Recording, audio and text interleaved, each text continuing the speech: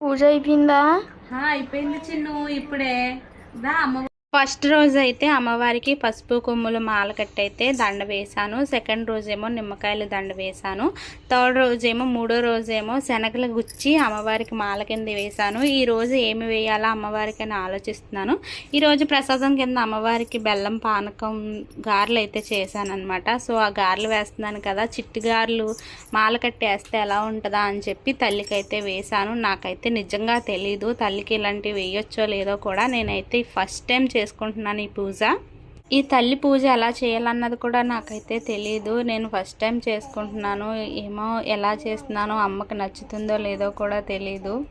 నేనైతే భయంతోనే అయితే ఇన్ని సంవత్సరాలు అమ్మవారికి పూజ అయితే చేయలేదు. కానీ ఈ సంవత్సరం ఎందుకో తల్లి నాకు పూజ చేసుకో అని చెప్పింది. సో అందుకని ఈ సంవత్సరం అయితే స్టార్ట్ చేశాను.